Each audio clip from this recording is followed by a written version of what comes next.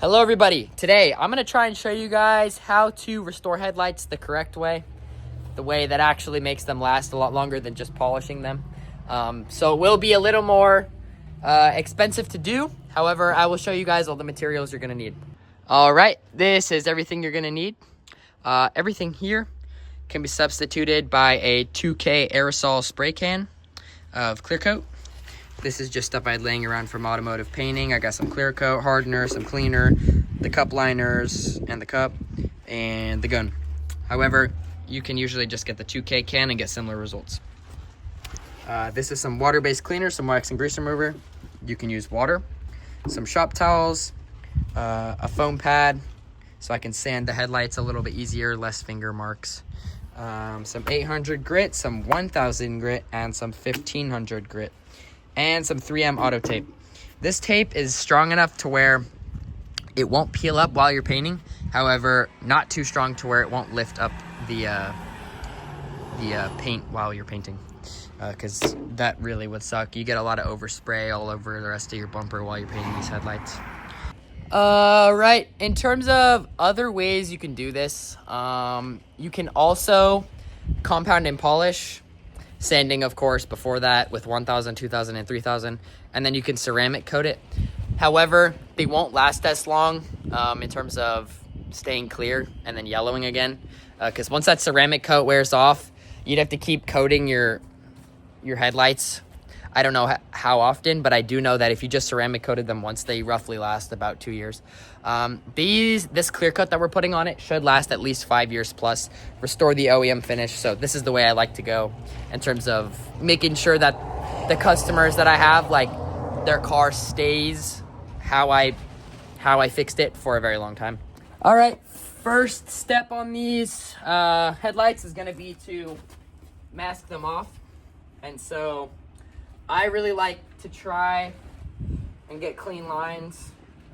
Your job's only as clean as your tape lines. So I will start to go around these, trying to effectively still keep somewhat of a gap in between it and the headlight. However, try and covering up the bumper. I'll show you guys what I mean in just a second. What I mean is there is a small gap in here. However, you can't really see it on camera. Basically, you're just trying to tuck the tape below the headlight. This way, you're not right up against the headlight, and then you might actually bridge the clear coat to the tape. When you peel it up, you might peel up the clear coat on the headlight. Definitely don't want that to happen. All right, take your time with this part, guys, because this is gonna affect how good your finish turns out in terms of like the edges of your headlight. I'm gonna come back and tuck this with a screwdriver, like a tiny flathead. This will make sure that all the tape is folded all the way in. You know, just little details like that. So I'm gonna get this other headlight done, and then I'll be right back. All right, one thing I like to do before I start sanding is make sure that all my tape is pressed on around the edges, just to make sure it has good adhesion and it's not gonna lift while we're sanding. Then another thing I like to do before I start sanding, runaway paper, is clean the headlight housing. My sprayer broke here, so I'm just gonna have to work with what I got here, just to make sure we're not making any extra scratches from the dirt that may be on the headlight housing. Ooh, look at that, it's looking clear already. And so, depending on how bad your headlights are, you may need to go coarser than how I am right now at the current moment. If your headlights are really badly oxidized, you may need about 600 or even 400 just to get through that first layer of oxidation and damaged plastic. However, these aren't too bad. They're just a little foggy, and so I don't have to go to an extreme extent just to fix them. All right, now we're gonna start sanding. I'm gonna use 800 grit at first. However, if yours are in a little bit better condition than these, you can easily get away with 1000. I just did a headlight restoration yesterday with 1000 grit. It turned out amazing. In fact, I can actually show you guys. They looked a little bit better than these headlights that are behind me. So here, I can show you guys what they look like. And now they're crystal clear. And so it really just depends on how bad the plastic is. But if you really want to be safe, you can just go coarser grit like how I am. Just because I really don't want to have to go back and remove even more material after I already clear coated them. Time to start sanding. So I have the 800 grit with the foam pad that I have. And essentially you're gonna wanna do 5 passes, roughly. You can tell if you've gotten a consistent enough sand or not with that. So you have to use your own eyes until, I'm not there. 800 grit first, just because these have a little bit of micro cracks all over it, and there's a scuff here from being in an accident. So I've already repainted this bumper, that's why it doesn't look too bad. However, I'm gonna have to get 800 grit all over this before. Like I told you guys though, you can get away with 1,000 and then just 1,500. So I like to do 5 passes, making sure it's wet as soon as it dries up, even preferably before. Try and get that water back on it. I'm using a hose instead of my sprayer because my sprayer broke. Keeping it wet. And just making sure you're consistent, honestly, is all that matters. All this is about is consistency. If you don't get good coverage with each grit of sandpaper and you aren't thorough enough, it's gonna show in the end. There's gonna be too coarse of scratches. And so it's a little bit easier with the clear coating. You can get away with a lot more. But if we were, let's say, polishing, you'd really have to be even more thorough. Okay. Now I'm on to the 1,000 grit. I forgot to mention, however, you should be trying to do just straight passes. I have washed this off in between sandpapers, and so I just don't have any residue left over on it, and the paper clogs up easier that way. So I'm trying to not clog up my sandpaper. Alrighty, now I got the 1,500 grit with my little foam pad on the back. Try and be as thorough as you can. Rinse this off again. And soak your paper and get back to it. I'm gonna repeat all those steps for the other side, and then I'll be back to you guys when I'm in my booth. Alrighty, let's go, boys. We have reached that point. I'm ready to actually start clear coating these. This one's still drying off from the water. That's why it looks weird. They're both, basically what you're trying to look for is consistently scratched. And so with this, it's a very consistent opaque color across the entire thing from me scuffing it. If there's some blotchiness in it, go over it again with your sandpaper. Especially like with this, like it's just one consistent color. It's exactly what you're looking for. All right, so let's get this into my makeshift booth over here, and then we can start painting them. This is my girlfriend's car, so I have the LaFufu fake Labubu on the keychain, bro. Let's get this thing started, get it in the booth. I have this booth just so people don't get mad at me that I'm like putting stuff into the air. Oh, paint's going into the atmosphere. So I try and be somewhat environmentally conscious, I guess, but I can only do so much, dude. I don't have a real spray booth. All right, now I'm gonna try and get the plastic on. You don't have to buy a whole roll like this. A whole roll like this, though, is about $25. So you can also end up getting those plastic sheeting for like just painting your room at Home Depot.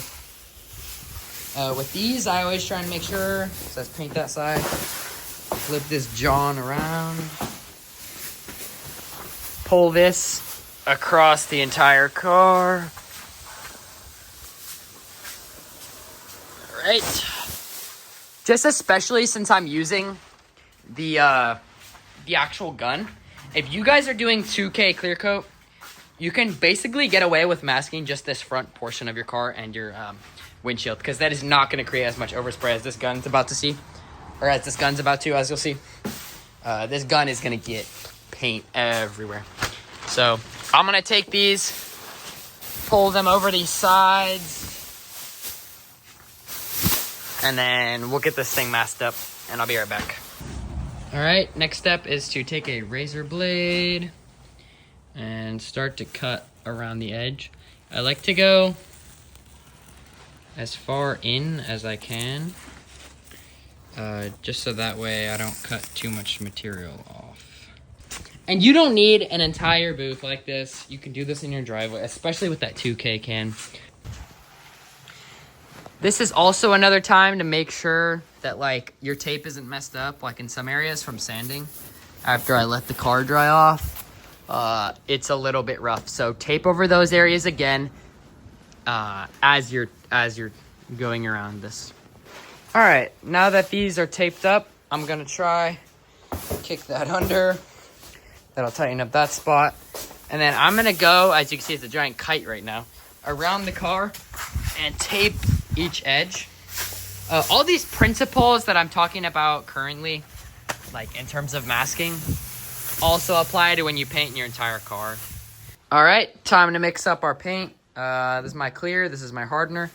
I've put the clear into the number 2, so 2 parts clear. It's a 4-to-1 ratio. So I'm gonna go to the 2 with the clear, and then the middle 2 right here with my hardener.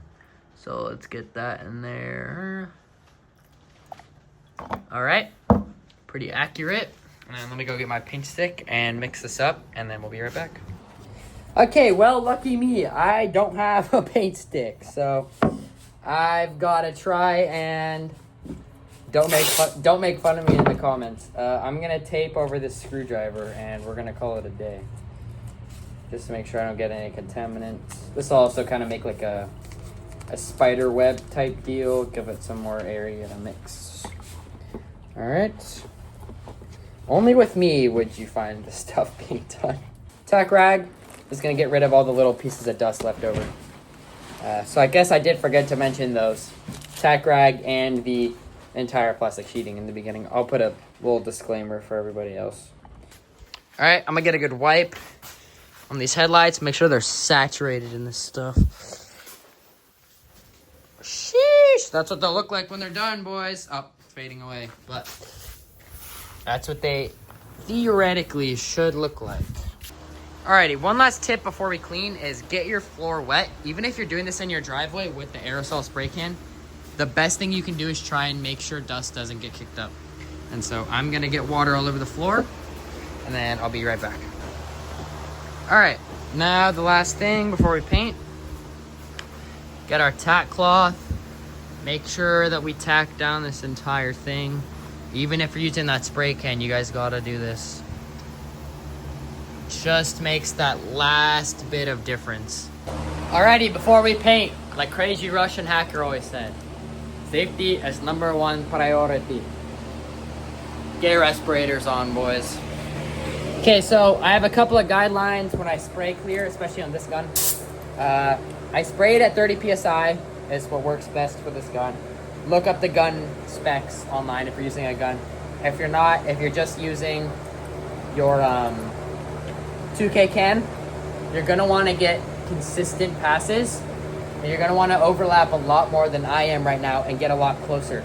So instead of like 6 inches, how I'm gonna be holding this gun, you're probably gonna be more at 3 inches and doing a lot more overlapping passes. For me, I'm gonna be farther away, going only about 3 passes to get full coverage on these entire headlights. About 75% overlap, so let's get to it. I can't really do much talking in the respirator, but you guys will see me paint. All right, here we go.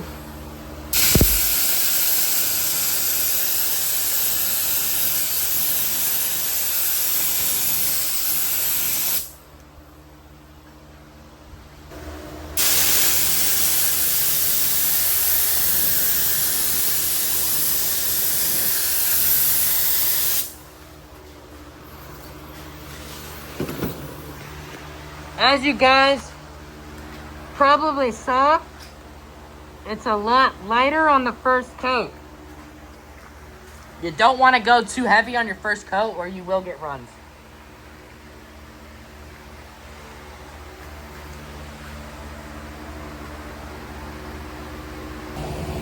I'm gonna wait for this to flash off, so about 15 minutes. It's gonna be a little shorter with your spray cans, like 5 minutes most likely, and we'll get the second coat on. Alrighty, time for that second coat. This is gonna be a little bit heavier than the first coat, so you'll watch me put it down just a tad bit heavier.